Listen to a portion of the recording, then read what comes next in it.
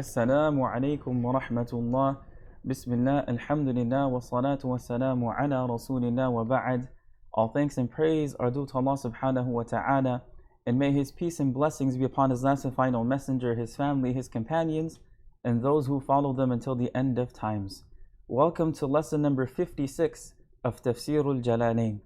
Alhamdulillah, through the infinite mercy and grace of Allah subhanahu wa ta'ala, in our last lesson together, we were able to complete verses 114 to 127 of Surah Al-Nisa. So inshallah today we're going to start with verse number 128. So I will begin today's lesson by reciting the page from the Mus'haf tilawatan, followed by the first paragraph of the Tafsir, after which I will then translate and add brief comments. أعوذ بالله من الشيطان الرجيم بسم الله الرحمن الرحيم وإن امرأة خافت من بعدها نشوزا أو إعراضا فلا جناح عليهما أن يصلحا بينهما صلحا والصلح خير وأحضرت الأنفس الشح وإن تحسنوا وتتقوا فإن الله كان بما تعملون خبيرا ولن تستطيعوا أن تعدلوا بين النساء ولو حرصتم فلا تميلوا كل الميل فتذروها كالمعلقة وإن تصلحوا وتتقوا فإن الله كان عفوا وإن تصلحوا وتتقوا فإن الله كان غفورا رحيما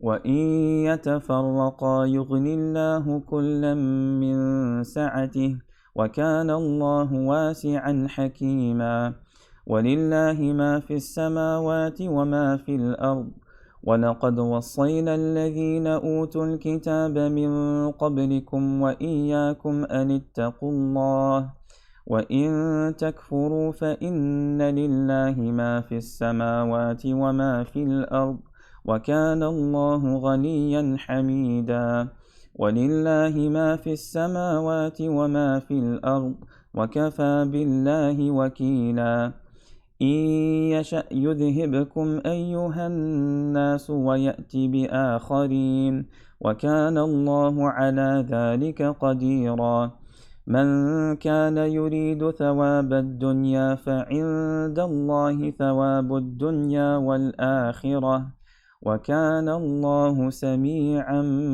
بصيرا. قال الإمام السيوطي رحمه الله تعالى وإن امرأة مرفوع بفعل يفسره خافت توقعت من بعدها زوجها نشوزا ترفعا عليها بترك مضاجعتها والتقصير في نفقتها لبغضها وطموح عينه إلى أجمل منها أو إعراضا عنها بوجهه فلا جناح عليهما أن يصالحا فيه إدغام التاء في الأصل في الصاد وفي قراءة يصلح من أصلح بينهما صلحا في القسم والنفقة بأن تترك له شيئا طلبا لبقاء الصحبة فإن رضيت بذلك وإلا فعلى الزوج أن يوفيها حقها أو يفارقها والصلح خير من الفرقة والنشوز والإعراض.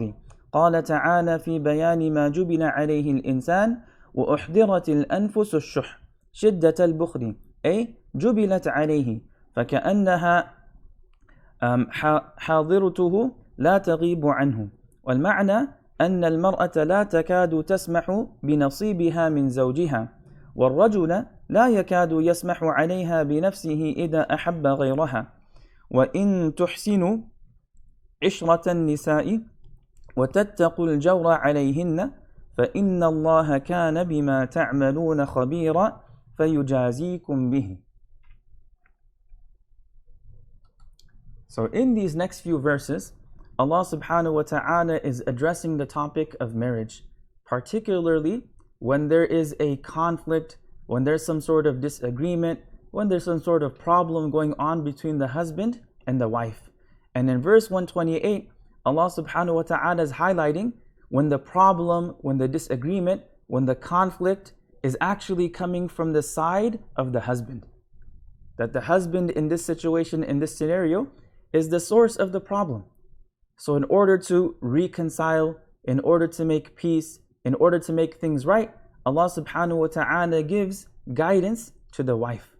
That if you find yourself in this type of situation, if you find yourself experience this type of difficulty, then you should take the following steps. So Allah subhanahu wa ta'ala tells us in verse number 128, وَإِنِ امْرَأَةٌ خَافَتْ مِنْ بَعْدِهَا نُشُوزًا أَوْ إِعْرَاضًا. If a woman fears indifference or neglect from her husband. Another translation, if a woman fears ill treatment or aversion from her husband. فَلَا جُنَاحَ عَلَيْهِمَا أَن يُصْلِحَا بَيْنَهُمَا صُلْحًا. Then there's no blame on either of them if they seek fair settlement. وَالصُّلْحُ خَيْرٌ, which is best. Fair settlement, compromise, reconciliation is what's best. وَأُحْضِرَتِ الْأَنفُسُ الشُّحْ. Humans are ever inclined to selfishness. Avarice is made to be present in human souls. وَإِن تُحْسِنُوا وَتَتَّقُوا فَإِنَّ اللَّهَ كَانَ بِمَا تَعْمَلُونَ خَبِيرًا. But if you are gracious and mindful of Allah, surely Allah is all aware of what you do. So here Imam Suyuti rahimahullah, he explains this verse by saying, وَإِنِ امْرَأَةٌ مَرْفُوعٌ بِفَعْلٍ يُفَسِّرُهُ. So he starts with a grammatical point, that the word imra'atun is in the grammatical state of rafa'. وَإِنِ امْرَأَةٌ مَرْفُوعٌ. It's in the grammatical state of rafa', it's marfu' بِفَعْلٍ يُفَسِّرُهُ, because of a verb that explains it and clarifies it. And that is the verb خافت. توقعت. Yani خافت, if she fears, توقعت, she expects. And that is why the verse is translated as if a woman fears. And it can also be understood as if a woman expects that her husband is going to be indifferent to her and neglect her, or her husband is going to treat her in an ill manner and is going to neglect her. So the actual construction of the sentence could have been وَإِنْ خَافَتْ إِمْرَأَةٌ, if a woman fears. But here Imam Suyuti is highlighting that Allah subhanahu wa ta'ala chose to mention the word woman first. And then the verb itself is clarifying that it's referring to her. And that's why it's in the state of rafa'. So وَإِنِ امْرَأَةٌ مَرْفُوعٌ, it's in the grammatical state of rafa', بِفَعْلٍ يُفَسِّرُهُ, with a verb that explains it, that clarifies it, and that verb is خافت. And he says خافت here means توقعت. So if a woman fears, if a woman expects, min ba'diha zawjiha, from her husband. So here he also explains that the word ba'al means zawj. The word ba'al means zawj, meaning husband. So if a woman fears from her husband, nushuzan. And this is a word we came across earlier in Surah Al-Nisa. But earlier there, nushuz, which we translated as being recalcitrant, was referring to the side of the wife. That negative attitude, that conflict and the aversion was actually coming from the side of the wife. Now here Allah subhanahu wa ta'ala is explaining the opposite scenario, where the nushuz is coming from the side of the husband. And here the nushuz is translated as ill treatment or indifference. So if a woman fears ill treatment from her husband, and then here himself he explains what is nushuz from the side of the husband, ترفعا عليها بترك مضاجعتها, that the husband is avoiding her and leaving her by not having intimate relations with her, والتقصير في نفقتها, and he's not giving her full maintenance, he's not giving her full expenses, لبغضها, because he dislikes her. The literal translation was because he hates her. وطموح عينه إلى أجمل منها, and because his eyes are being averted to someone who's more beautiful than her or more good looking than her. So there's this indifference. The husband is no longer attracted towards his wife, and because of that it's creating this ill will, this hatred, this dislike, and that ill will, hatred and dislike is leading towards ill treatment. So if a woman fears that happening, right, she fears nushuz from her husband, And then some of the commentators, they add a little bit more detail. And they say nushuz from the husband means يُعْرِض عَنْهَا, that he's avoiding her, he's frowning at her and scowling at her, and he's not treating her kindly and gently with love, care, and concern. So basically, he's not treating her well. So if a woman fears ill treatment from her husband, تَرَفُّعًا عَلَيْهَا بِتَرْكِ مُضَاجَعَتِهَا, right? He's avoiding her by not having intimate relations with her. وَالتَّقْصِيرِ فِي نَفَقَتِهَا, he is lacking in her expenses and not paying her full expenses. لِبُغْضِهَا, because he dislikes her. وَطُمُوحِ عَيْنِهِ إِلَى أَجْمَلَ مِنْهَا, and because he's averting his eyes to someone who's more beautiful than her. أَوْ إِعْرَاضًا, he's avoiding her, neglecting her. يعني عنها بوجهه, he's turning away from her with his face. And that is why, again, the translation is, if a woman fears ill treatment or aversion or neglect from her husband, فَلَا جُنَاحَ عَلَيْهِمَا أَن يَصَّالَحَ بَيْنَهُمَا صُلْحًا, then there is no blame on either of them. There's no sin on either of them if they seek a fair settlement, if they seek a compromise. So here, فَلَا جُنَاحَ عَلَيْهِمَا, there's no sin upon them, there's no blame upon them. أَن يَصَّالَحَ, and here Imam al-Suyuti rahimahullah, he's using a different qira'ah. He's using a qira'ah that we're not accustomed to, because the qira'ah we're accustomed to uses the verb يُصْلِحَ, from the verb أصلح يُصْلِحُ, min bab al-if'al, verb form number 4. And here Imam al-Suyuti is using the qira'ah that uses verb form number 6. تصالح يتصالح, min bab تفاعل, min bab التفاعل. So here he's saying, he highlights that as well, right? He highlights that it's a different verb form. فيه إدغام التاء في الأصل في الصاد, that يصالح, there is a morphological change going on here. That originally the verb is يتصالح, because it comes from the verb تصالح يتصالح. So the original verb is يتصالح, but the ta is being assimilated into the sad. And that's why then the sad gets a shadda. So it's recited أي يصالح. وفي قراءة, and then he highlights the other qira'ah, the other recitation that we're accustomed to, which is Hafs an Asim, which is يصلح min أصلح.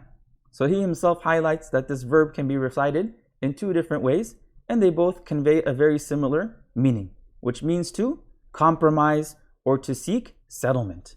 And then he says بينهما صلحا, right? Then there's no blame upon them, there's no sin upon them if they seek fair settlement or if they seek to enter into a compromise. And what is that compromise going to be in? بينهما صلحا, right? A compromise between them. في القسم والنفقة. Qasm is this concept within a marriage that if a husband is married to more than one wife, then he has to treat each of his wives fairly, justly, equitably. And part of that fair treatment is spending an equal number of wives with each. That if he's spending 2 nights in a row with one wife, he has to spend 2 nights in a row with another wife, unless they come to a compromise. Right? One of the wives says, you know what, I will give up my right and you can spend more time with the other wife. So they're entering into a compromise, fil qasam, in terms of how long he's going to spend with her, right? How many nights he's going to spend with her, one nafaqa, and also in terms of expenditure, expenses and maintenance. How? بِأَن تَتْرُكَ لَهُ شَيْئًا, that the wife will leave some of her rights, right? طَلَبًا لِبَقَاءِ الصُّحْبَةِ, in order to seek the remaining of companionship, right? In order to seek maintaining companionship. That she wants to remain in the marriage, she doesn't want to end up in divorce. She recognizes that her husband is no longer as attracted to her as he was before, and perhaps he's more attracted to someone else or whatever. There's some issues in the marriage, but she doesn't want the marriage to come to an end. So there's no blame upon them if they come to this compromise, and the woman gives up some of her rights in order to maintain the companionship, in order to maintain the suhbah. فَإِنْ رَضِيَتْ بِذَلِكَ, if she consents to that, if she's pleased with that and she's content with that, فَبِهَا, so be it. Because she's giving up her right and she has the right to do so. وَإِلَّا, but if she doesn't agree to this settlement, she doesn't agree to this compromise, فعلى الزوج أن يوفيها حقها. Then it is binding upon the husband to fulfill her rights. He has to make sure that he's still being fair and equitable and just in treating her in terms of how much time he spends with her and in terms of how much money he's giving her for her expenses. أو يفارقها. And if he's not going to do that, then he should leave her. He should divorce her. He should not keep her in a marriage that's going to be unhappy and full of stress and full of problems and difficulties. Then Allah encourages this compromise. وَالصُّلْحُ خَيْرٌ. Compromise, reconciliation is better.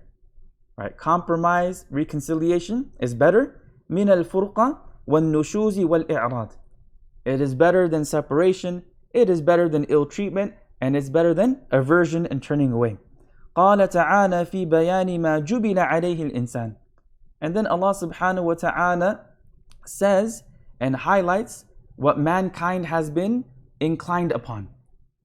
Right? In terms of human nature. Allah subhanahu wa ta'ala explains an aspect of human nature which is وَأُحْضِرَتِ الْأَنفُسُ الشُّحْ. That humans are ever inclined to selfishness. Right? Avarice, selfishness, and being like stingy and miserly is made to be present in human souls. Yani this is part of human nature. It's a negative aspect of human nature. But يعني جُبِلَ عَلَيْهِ الْإِنسَانِ. Right? Human beings are like inclined towards that. وَأُحْضِرَتِ الْأَنفُسُ شِدَّةَ الْبُخْلِ. So here Imam al-Suyuti is explaining the word shuh as shiddatul bukhli, severe stinginess, severe miserliness. A jubilat alayhi, meaning that the nafs of a human being, the soul of a human being, has been inclined upon this type of negative quality. فَكَأَنَّهَا حَاضِرَتُهُ لَا تَغِيبُ عَنْهُ. It's as if that this quality is always present and never missing from a person. Al-ma'na, and what the meaning here is, Allah subhanahu wa ta'ala, what He's explaining by highlighting this natural quality of human beings is أَنَّ الْمَرْأَةَ لَا تَكَادُ تَسْمَحُ بِنَصِيبِهَا مِنْ زَوْجِهَا. That usually a woman will not be lenient and overlook her right from her husband. وَالرَّجُلَ لَا يَكَادُ يَسْمَحُ عَلَيْهَا بِنَفْسِهِ إِذَا أَحَبَّ غَيْرَهَا. And similarly, the husband would most likely not be lenient towards his wife with himself if he falls in love with someone else. And he's highlighting that this is human nature, and that's why Allah says before that, وَالصُّلْحُ خَيْرٌ. That although this is your human nature, and although it's difficult for a wife to compromise and give up some of her rights, and even it's also difficult for a man to compromise and make sure he's fulfilling those rights. Sulhul khair, settling, compromising is better. وَإِن تُحْسِنُوا. And that's why Allah subhanahu wa ta'ala then says وَإِن تُحْسِنُوا وَتَتَّقُوا. And if you are gracious, if you do good, وَتَتَّقُوا, and fear Allah, فَإِنَّ اللَّهَ كَانَ بِمَا تَعْمَلُونَ خَبِيرًا. Then surely Allah is all aware of what you do. So Allah is encouraging compromise, settlement, getting along. So وَإِن تُحْسِنُوا عِشْرَةَ النِّسَاءِ. If you basically do good by treating women well. وَإِن تُحْسِنُوا. If you do good, if you are gracious, عِشْرَةَ النِّسَاءِ. If you rectify and fix the way you treat your wives. وَتَتَّقُوا الْجَوْرَ عَلَيْهِنْ. And you are aware and conscious of not being unjust to them. وَتَتَّقُوا. You protect yourself. You have taqwa so that you don't have jawr alayhin, so that you're not unjust upon them. فَإِنَّ اللَّهَ كَانَ بِمَا تَعْمَلُونَ خَبِيرًا. Then truly Allah subhanahu wa ta'ala is all aware of what you do. فَيُجَازِيكُمْ بِهِ. And He will recompense you for that. He will repay you for that, meaning He will reward you immensely for doing so, for having ihsan towards your wives, and for being conscious and mindful of Allah subhanahu wa ta'ala in terms of your relationship with them, so that you are not being unjust and unfair towards them, in terms of your treatment, in terms of your attitude. Alright, so I will read the next paragraph now from the Tafsir. قال رحمه الله وَلَن تَسْتَطِيعُوا أَن تَعْدِلُوا تُسَوُّوا بَيْنَ النِّسَاءِ فِي الْمَحَبَّةِ وَلَوْ حَرَصْتُمْ عَلَى ذَلِكَ فلا تميلوا كل الميل إلى التي تحبونها في القسم والنفقة فتذروها أي تتركوا الممال عنها كالمعلقة التي لا هي أيم ولا هي ذات بعد وإن تصلحوا بالعدل في القسم وتتقوا الجور فإن الله كان غفورا لما في قلوبكم من الميل رحيما بكم في ذلك وإن يتفرقا أي الزوجان بالطلاق يغني الله كلا عن صاحبه من سعته أي فضله بأن يرزقها زوجا غيره ويرزقه غيرها وكان الله واسعا لخلقه في الفضل حكيما فيما دبره لهم. So Allah subhanahu wa ta'ala is continuing with the same topic of marriage and the relationship between a husband and a wife.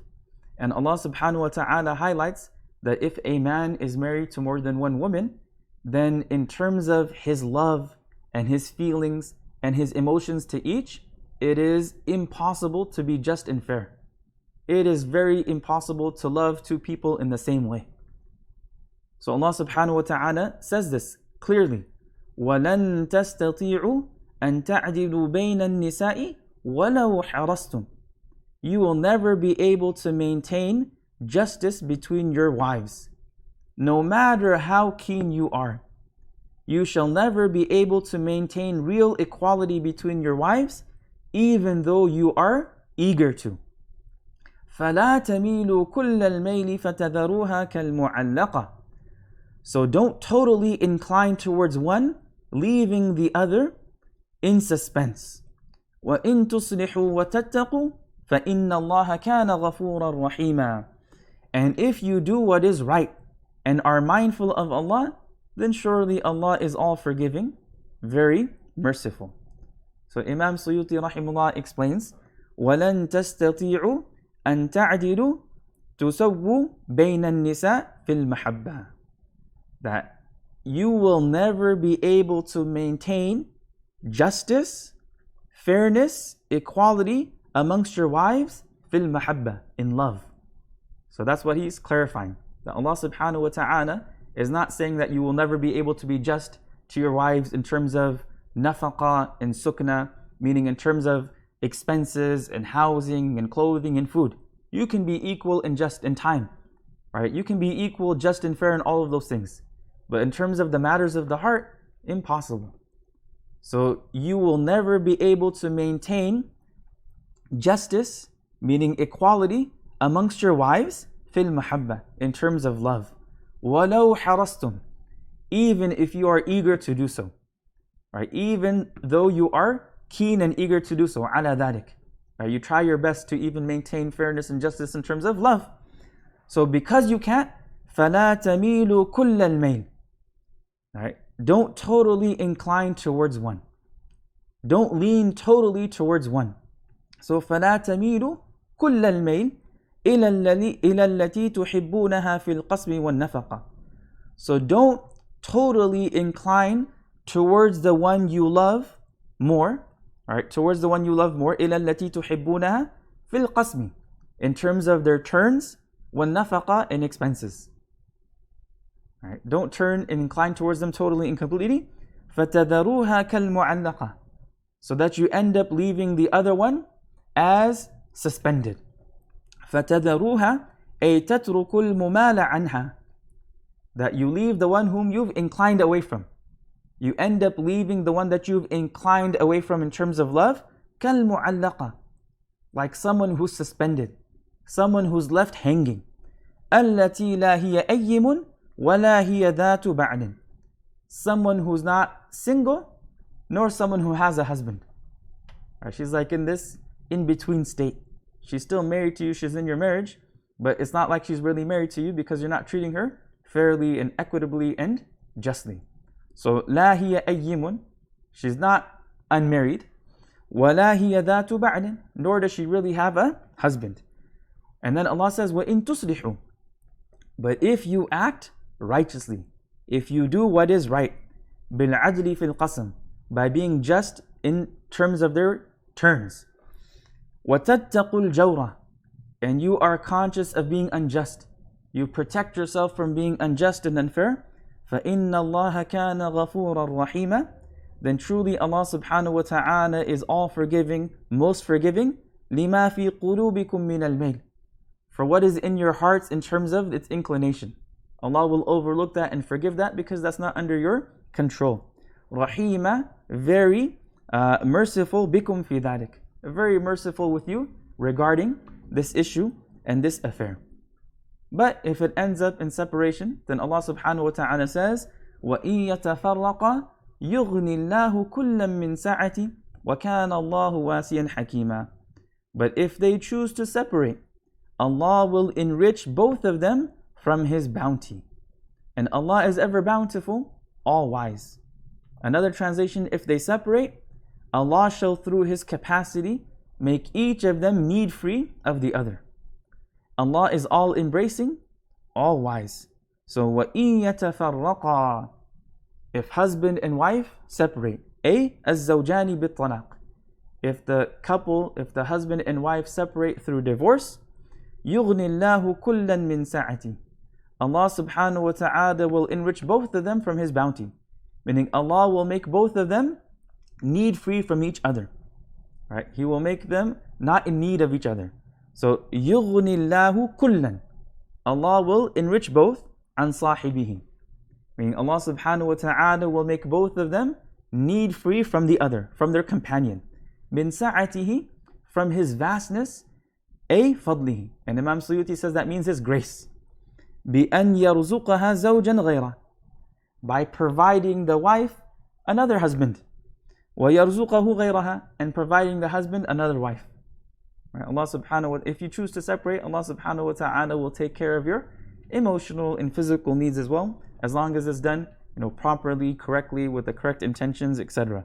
وَكَانَ اللَّهُ وَاسِعًا لِخَلْقِهِ فِي الْفَضْلِ, and Allah subhanahu wa ta'ala is ever bountiful, all embracing for His creation in terms of His grace. حَكِيمًا, all wise. فِيمَا دَبَّرَهُ لَهُمْ, in terms of what He has organized and set for them. قال رحمه الله ولله ما في السماوات وما في الأرض ولقد وصينا الذين أوتوا الكتاب بمعنى الكتب من قبلكم أي اليهود والنصارى وإياكم يا أهل القرآن بأن اتقوا الله خافوا عقابه بأن تطيعوه وقلنا لهم ولكم إن تكفروا بما وصيتم به فإن لله ما في السماوات وما في الأرض خلقا وملكا وعبيدا فلا يضره كفركم وكان الله غنيا عن خلقه وعبادتهم حميدا محمودا في صنعه بهم ولله ما في السماوات وما في الأرض كرره تأكيدا لتقرير موجب التقوى وكفى بالله وكيلا شهيدا بأن ما فيه ما له. In the next verse, Allah subhanahu wa ta'ala tells us وَلِلَّهِ مَا فِي السَّمَاوَاتِ وَمَا فِي الْأَرْضِ, to Allah belongs what is in the heavens and what is in the earth. وَلَقَدْ وَصَّيْنَا الَّذِينَ أُوتُوا الْكِتَابَ مِنْ قَبْلِكُمْ وَإِيَّاكُمْ أَنِ اتَّقُوا اللَّهِ, we have ordered those who were given the book before you and you yourselves to fear Allah, to be conscious of Allah. وَإِن تَكْفُرُوا فَإِنَّ لِلَّهِ مَا فِي السَّمَاوَاتِ وَمَا فِي الْأَرْضِ, and if you disbelieve, then surely to Allah belongs what is in the heavens and what is in the earth. وَكَانَ اللَّهُ غَنِيًّا حَمِيدًا, and Allah is all independent. Allah subhanahu wa ta'ala is self-sufficient. Hamidan, ever praised and praiseworthy. So here, Imam al-Suyuti rahimahullah writes, وَلِلَّهِ مَا فِي السَّمَاوَاتِ وَمَا فِي الْأَرْضِ, to Allah belongs whatever is in the heavens and whatever is in the earth. وَلَقَدْ وَصَّيْنَا الَّذِينَ أُوتُوا الْكِتَابَ بِمَعْنَى الْكُتُبِ, we have certainly commanded those who were given the scripture min qablikum, before you. And he highlights that the word kitab here is بِمَعْنَى الْكُتُبِ, and although the singular is being used, the meaning that's being conveyed is the plural. That we have certainly commanded those given the scriptures min qablikum, before you. al-Yahuda wal-Nasara, and that is referring to the Jews and Christians. وَإِيَّاكُمْ, and we've also commanded you, and ordered you, Ya Ahl al-Quran, O people of the Quran, bi-an ittaqullah, to fear Allah, to have taqwa, to be mindful, conscious and aware of Allah subhanahu wa ta'ala. خَافُوا عِقَابَهُ بِأَن تُطِيعُوهُ, to fear His punishment by obeying Him. وَقُلْنَا لَهُمْ وَلَكُمْ, and we said to them and to you, إِن تَكْفُرُوا, if you disbelieve, بِمَا وُصِيتُم بِهِ, if you disbelieve and reject what you have been commanded with, فَإِنَّ لِلَّهِ مَا فِي السَّمَاوَاتِ وَمَا فِي الْأَرْضِ, then to Allah belongs whatever is in the heavens and whatever is in the earth, خَلْقًا وَمُلْكًا وَعَبِيدًا, in terms of creation, sovereignty, authority, power, control, and servitude. فَلَا يَضُرُّهُ كُفْرُكُمْ, so your disbelief and rejection doesn't harm Him in any way, shape, or form. وَكَانَ اللَّهُ غَنِيًّا, and Allah subhanahu wa ta'ala is self-sufficient, all independent, right? عَنْ خَلْقِهِ وَعِبَادَتِهِمْ, is self-sufficient, all independent, free of need from His creation and their worship. Allah does not need His creation nor their worship. حَمِيدًا, always praised. مَحْمُودًا فِي صُنْعِهِ بِهِمْ, Allah subhanahu wa ta'ala is praised in what He does with His creation. وَلِلَّهِ مَا فِي السَّمَاوَاتِ وَمَا فِي الْأَرْضِ, and to Allah belongs whatever is in the heavens and whatever is in the earth. كَرَّرَهُ, Allah subhanahu wa ta'ala repeats this تَأْكِيدًا, in order to emphasize لِتَقْرِيرِ مُوجِبِ التَّقْوَى. Allah subhanahu wa ta'ala has repeated the statement تَأْكِيدًا, to provide emphasis, لِتَقْرِير, to firmly establish the thing that results in taqwa. That if a person recognizes that to Allah belongs whatever is in the heavens and the earth, then that's something that's going to lead towards taqwa. وَكَفَى بِاللَّهِ وَكِيلًا, and Allah is sufficient as a trustee of affairs. Allah is sufficient to trust in. Allah subhanahu wa ta'ala is sufficient as al-wakil, as the guardian and protector. And here He says wakilan means shahidan, right? And Allah subhanahu wa ta'ala is sufficient as a witness, بِأَنَّ مَا فِيهِ مَا لَهُ, regarding that whatever is in the heavens and the earth belong to Him and to Him alone. قال رحمه الله إن يشأ يذهبكم يا أيها الناس ويأتي بآخرين بدلكم وكان الله على ذلك قديرا من كان يريد بعمله ثواب الدنيا فعند الله ثواب الدنيا والآخرة لمن أراده لا عند غيره فلما يطلب أحدهما الأخص وهلا طلب الأعلى بإخلاصه له حيث كان مطلوبه لا يوجد إلا عنده وكان الله سميعا بصيرا. In the next verse, Allah subhanahu wa ta'ala says, إِن يَشَأْ يُذْهِبْكُمْ أَيُّهَا النَّاسِ وَيَأْتِي بِآخَرِينَ, if He so wills, He can remove you, O humanity, and bring others in your place.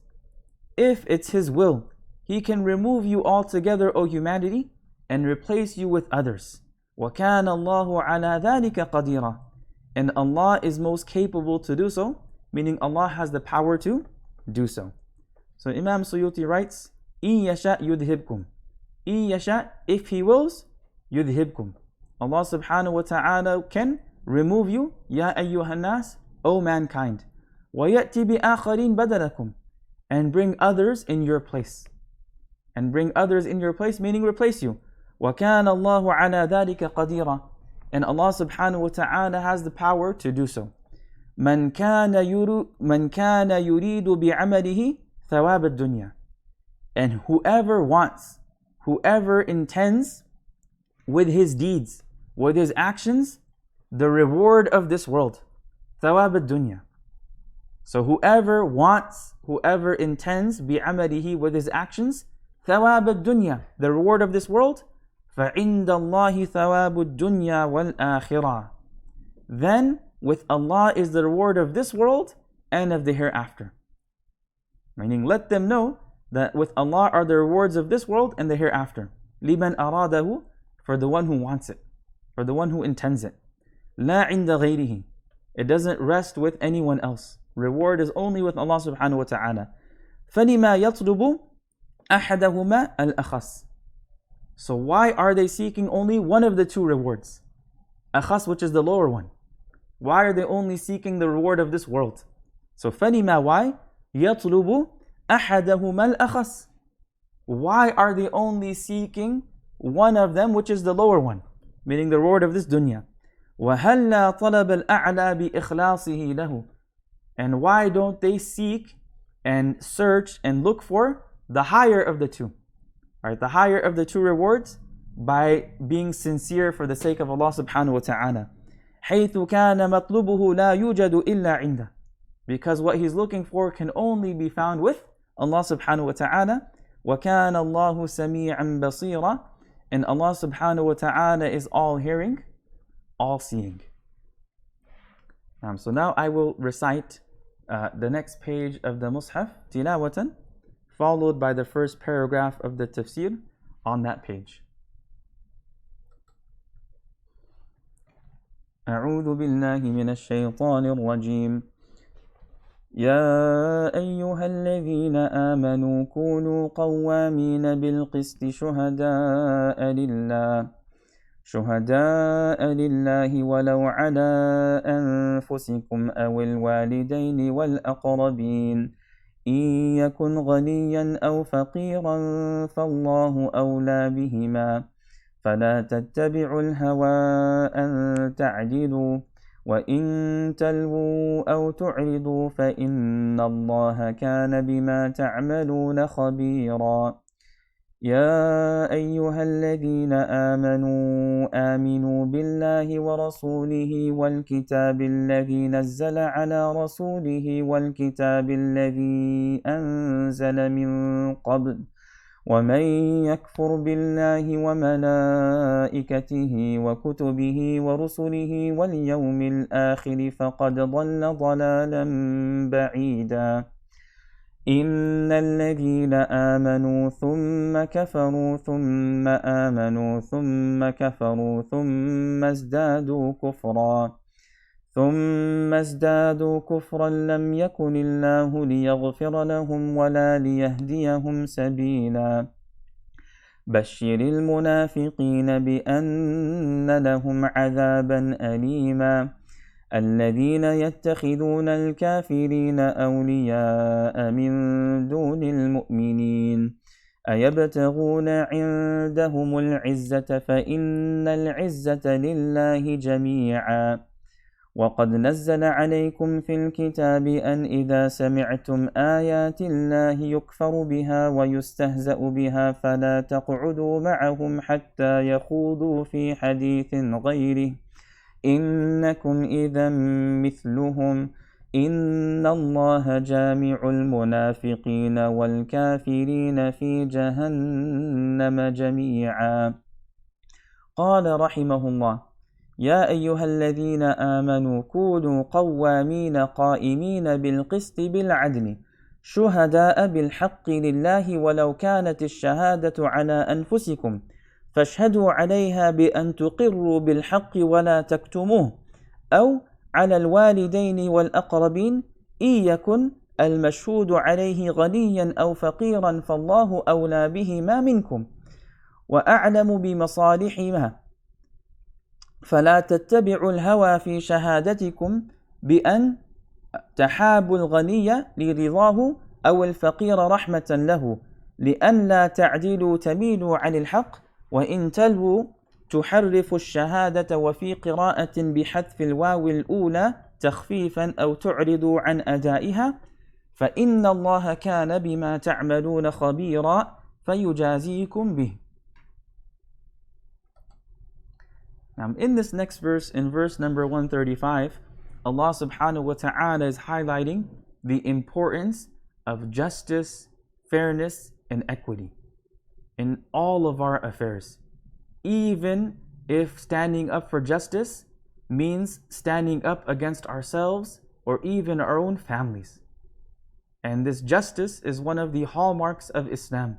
It is one of the most important qualities, characteristics, and values that we have within our deen. So Allah subhanahu wa ta'ala says, يَا أَيُّهَا الَّذِينَ آمَنُوا كُونُوا قَوَّامِينَ بِالْقِسْطِ شُهَدَاءَ لِلَّهِ. That, O you who believe, stand firm for justice as witnesses for Allah.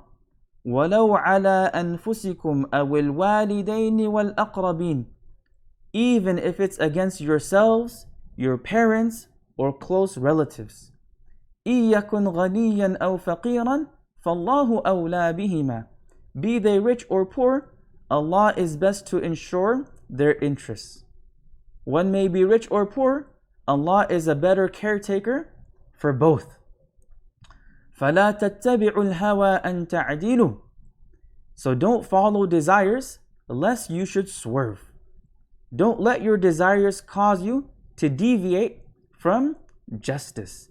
وَإِن تَلْوُوا أَوْ تُعْرِضُوا فَإِنَّ اللَّهَ كَانَ بِمَا تَعْمَلُونَ خَبِيرًا. And if you distort the testimony or refuse to give it, then Allah is certainly all aware of what you do. So some of the commentators mention that there's a sababun nuzul here, that there's a background, there's a context in which this verse was revealed. So they write that أَنَّ غَنِيًّا وَفَقِيرًا اخْتَصَمَا إِلَى رَسُولِ اللَّهِ صَلَّى اللَّهُ عَلَيْهِ وسلم. That once a poor person and a rich person brought a dispute to the Prophet sallallahu alaihi wasallam, asking him to settle it and judge between them. وَكَانَ النَّبِيُّ صَلَّى اللَّهُ عَلَيْهِ وسلم يَرَى أَنَّ الْفَقِيرَ لَا يَظْلِمُ الْغَنِيَّ. And the Prophet sallallahu alaihi wasallam was of the opinion that a poor person could not wrong a rich person. فَنَزَلَتِ الْآيَةِ. So this following verse was revealed. Right? Others have written, إِنَّ غَنِيًّا وَفَقِيرًا اخْتَصَمَا إِلَى النَّبِيِّ صَلَّى اللَّهُ عَلَيْهِ وسلم.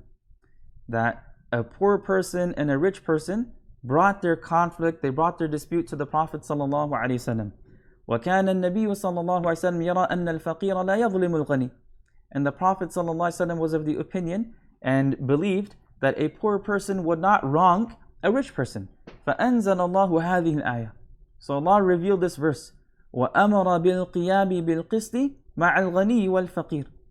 And Allah subhanahu wa ta'ala told the Prophet ﷺ to stand for whatever is true and just. With the poor person and the rich person, whoever the truth is with. وَقِيلَ. And it's also said that إِنَّ هَذِهِ الْآيَةِ مُتَعَلِّقَةٌ بِقِصَّةِ طُعْمَةٍ. That others have said that this particular verse is actually related to the incident of Tu'ma that was highlighted earlier. That Tu'ma is the one who stole this coat of armor and then hid it with a Yahudi. And when it was found with the Yahudi, he falsely accused him of stealing it. And then they brought this conflict to the Prophet ﷺ, trying to get Tu'ma to be declared innocent. So this is addressing his people, saying that, look, even if you have to bear witness against your own people, that's what you got to do. Because that's what's fair, that's what's just. We don't support people, we don't stand behind them just because they're from our same tribe, our same ethnicity, speak the same language as us, they're our friends, our families, relatives. Rather, we always stand with what? Justice. We always stand with the truth, what's fair, what's right, and what's equitable. So here, Imam As-Suyuti rahimahullah, he writes, Ya ayyuha alladhina amanu. O you who have believed, O you who believe in Allah and the Messenger and the last day, كُونُوا قَوَّامِينَ قَائِمِينَ بِالْقِسْطِ. Be upholders of justice. Stand firm, stand strong for justice. بِالْعَدْلِ. And here he highlights the word qist, means adl, means justice. شُهَدَاءَ لِلَّهِ. Witnesses for Allah. شُهَدَاءَ بِالْحَقِّ. Witnesses with the truth, lillah, for Allah. So witnesses with the truth for Allah. وَلَوْ كَانَتِ الشَّهَادَةُ عَلَىٰ أَنفُسِكُمْ. Even if that testimony is against yourselves. Even if it is, وَلَوْ كَانَتِ الشَّهَادَةُ. Even if that testimony, that bearing witness, عَلَىٰ أَنفُسِكُمْ, is against yourselves. فَاشْهَدُوا عَلَيْهَا. Testify against yourselves. بِأَن تُقِرُّوا بِالْحَقِّ. By acknowledging and admitting the right. وَلَا تَكْتُمُوا. And don't conceal it, don't hide it. أَوْ عَلَى الْوَالِدَيْنِ وَالْأَقْرَبِينَ. Even if it's against your parents and relatives. Right? أَوْ عَلَى الْوَالِدَيْنِ. Even if it's against your parents, وَالْأَقْرَبِينَ, and your relatives. إن يكن المشهود عليه غنيا أو فقيرا فالله أولى بهما. Right? If the mashhud alayh, right? If the person that is being testified against happens to be rich or poor, فَاللَّهُ أَوْلَى بِهِمَا, then Allah subhanahu wa ta'ala is a better caretaker of both. Allah is best to ensure their interests, minkum, right, than you. It doesn't matter whose interest you're looking after for. Allah subhanahu wa ta'ala is more better to ensure their interest than you are. وَأَعْلَمُ بِمَصَالِحِهِمَا, and He knows best their interests and their benefits. فَلَا تَتَّبِعُوا الْهَوَى فِي شَهَادَتِكُمْ, so don't follow your desires in your testimony. بِأَنْ تَحَابُوا الْغَنِي لِرِضَاهُ, by expressing love and love towards the rich person in order to make them happy. أو الفقير, and don't show your love and inclination towards the poor person رحمة له, in order having mercy upon them. Meaning, for example, again, if a poor person and a rich person bring a case before you, then don't incline towards the rich person because you want to make them happy, and don't incline towards the poor person because you have mercy upon them. Rather, stand for what's correct. Stand for the truth and justice. Whoever is correct, you should rule and judge in their favor. لِأَلَّا تَعْدِلُوا تَمِيلُوا عَنِ الْحَقِّ, right? So that you don't deviate from justice. So you don't deviate, يعني أن لا تعدلوا, so you don't move away and deviate. تَمِيلُوا عَنِ الْحَقِّ, you don't deviate from the truth. You don't incline away from the truth. وَإِن تَلْوُوا, and if you twist, right? تَلْوُوا, if you distort. تُحَرِّفُ الشَّهَادَةِ, if you distort your testimony, if you distort the shahada. وَفِي قِرَاءَةٍ, and in another qira'ah, in another recitation, بِحَذْفِ الْوَاوِ الْأُولَى, the first waw is omitted and it becomes تَلُو. Right? The verb is then recited تَلُو تَخْفِيفًا. أَوْ تُعْرِدُ, right? So if you twist or avoid, if you distort the testimony or refuse to give it, عن أدائها, تعرض عن أدائها, you refuse to give the testimony. فإن الله كان بما تعملون خبيرا, then Allah is certainly all aware of what you do. فيجازيكم به, and He will repay you for that. He will recompense you for that.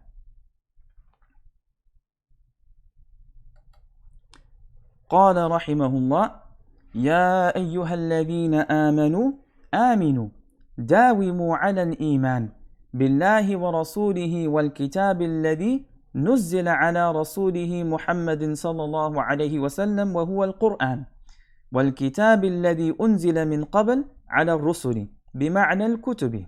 وفي قراءة بالبناء للفاعل في الفعلين ومن يكفر بالله وملائكته وكتبه ورسله واليوم الآخر فقد ضل ضلالا بعيدا عن الحق. إن الذين آمنوا بموسى وهم اليهود ثم كفروا بعبادة العجل ثم آمنوا بعده ثم كفروا بعيسى ثم ازدادوا كفرا بمحمد صلى الله عليه وسلم لم يكن الله ليغفر لهم ما أقاموا عليه ولا ليهديهم سبيلا طريقا إلى الحق. So in this next verse, Allah subhanahu wa ta'ala addresses the believers and tells them to remain firm and steadfast upon Iman. يا أيها الذين آمنوا آمنوا بالله ورسوله, that O you who believe, believe in Allah and His Messenger. وَالْكِتَابِ الَّذِي نَزَّلَ عَلَى رَسُولِهِ, and in the book He has revealed to His Messenger. وَالْكِتَابِ الَّذِي أَنزَلَ مِنْ قَبْلِ, and the books He revealed earlier. وَمَنْ يَكْفُرْ بِاللَّهِ وَمَلَائِكَتِهِ وَكُتُبِهِ وَرُسُلِهِ وَالْيَوْمِ الْآخِرِ فَقَدْ ضَلَّ ضَلَالًا بَعِيدًا. Indeed, whoever denies Allah, His angels, His books, His messengers, and the last day has clearly gone far astray. So, يَا أَيُّهَا الَّذِينَ آمَنُوا, O you who have believed in Allah, His Messenger, in the last day, آمِنُوا, believe. دَاوِمُوا عَلَى الْإِيمَانِ, remain firm, remain steadfast, continue upon your Iman, remain upon your Iman. بِاللَّهِ وَرَسُولِهِ, in Allah and His Messenger. وَالْكِتَابِ الَّذِي نُزِّلَ عَلَى رَسُولٍ, and continue believing in the book that was revealed upon his messenger. And here Imam Suyuti rahimahullah is using a different qira'ah. He's using the qira'ah where the verb is recited in the passive voice. نُزِّلَ عَلَى رَسُولٍ, the book that was revealed upon his messenger Muhammad sallallahu alaihi wasallam, وَهُوَ الْقُرْآنِ, and that is referring to the Qur'an. وَالْكِتَابِ الَّذِي أُنزِلَ مِنْ قَبْلِ, and the scriptures that were revealed before. And again here he's using the qira'ah where the verb is being recited in the passive voice, and the qira'ah we're used to, the verb is being recited in the active voice. So believe in the books that were revealed before, or the books that Allah sent down before. عَلَى الرُّسُلِ, upon the messengers, بِمَعْنَى الْكُتُبِ, and he highlights again that the word kitab, although it's singular, it's referring to the plural, meaning all the previous scriptures. وَفِي قِرَاءَةٍ, then he himself highlights that in a recitation, بِالْبِنَاءِ لِلْفَاعِلِ فِي الْفِعْلَيْنِ, that both of the verbs meaning نُزِّلَ وَأُنزِلَ are recited in the active voice, نَزَّلَ and أَنزَلَ, which is the qira'ah that we are used to, which is the qira'ah of Hafs and Asim. وَمَنْ يَكْفُرْ بِاللَّهِ وَمَلَائِكَتِهِ وَكُتُبِهِ وَرُسُلِهِ وَالْيَوْمِ الْآخِرِ فَقَدْ ضَلَّ ضَلَالًا بَعِيدًا, and whoever disbelieves in Allah and His angels and His books and His messengers and the last day, فَقَدْ ضَلَّ ضَلَالًا بَعِيدًا, has indeed gone far astray عن الحق, from the truth. إِنَّ الَّذِينَ آمَنُوا ثُمَّ كَفَرُوا ثُمَّ آمَنُوا ثُمَّ كَفَرُوا ثُمَّ ازْدَادُوا كُفْرًا لَمْ يَكُنِ اللَّهُ لِيَغْفِرَ لَهُمْ وَلَا لِيَهْدِيَهُمْ سَبِيلًا. Indeed, those who believed, then disbelieved, then believed, and again disbelieved, increasing in disbelief, Allah will neither forgive them nor guide them to the right way, nor guide them to the straight path. So, إِنَّ الَّذِينَ آمَنُوا, truly those who have believed, and he says, بِمُوسَى عَلَيْهِ السَّلَامِ وَهُمُ الْيَهُودِ. So, إِنَّ الَّذِينَ آمَنُوا, those who believed in Musa, meaning the Yahud. ثُمَّ كَفَرُوا, then they disbelieved, بِعِبَادَةِ الْعِجْلِ, by worshipping that calf. ثُمَّ آمَنُوا, then they believed again after that. ثُمَّ كَفَرُوا بِعِيسَى, and then they disbelieved in Isa alayhi salam. ثُمَّ ازْدَادُوا كُفْرًا, then they increased in disbelief, بِمُحَمَّدٍ صلى الله عليه وسلم. لَمْ يَكُنِ اللَّهُ لِيَغْفِرَ لَهُمْ, Allah will not forgive them, مَا أَقَامُوا عَلَيْهِ, as long as they remain upon their disbelief. وَلَا لِيَهْدِيَهُمْ سَبِيلًا, and He will not guide them to a way, طَرِيقًا إِلَى الْحَقِّ, He will not guide them to the path that leads to the truth. So Imam Suyuti is explaining this verse as referring to al-Yahud, and others mention that it could also be referring to those that have left Islam. يعني في قوم مرتدين, it's referring to apostates that they believed, then they left belief, then they believed, then they left belief, then they believed, then they left belief. Right? They keep apostating, they keep leaving Islam. ثُمَّ ازْدَادُوا كُفْرًا, then they remain upon their disbelief. Khair, we are just about out of time for today, so this is a good place for us to stop. Alhamdulillah, we reached till the end of verse number 137. So in our next lesson, we will pick up from verse number 138. May Allah subhanahu wa ta'ala accept this small effort of ours. May He place it on our scale of good deeds on the Day of Judgment. We ask Allah subhanahu wa ta'ala to make us all amongst the people of the Quran, الَّذِينَ هُمْ أَهْلُ اللَّهِ وَخَاصَتُهُ. وصل اللهم على نبينا مولانا محمد وعلى آله وصحبه وسلم. جزاكم الله خيرا والسلام عليكم ورحمة الله وبركاته.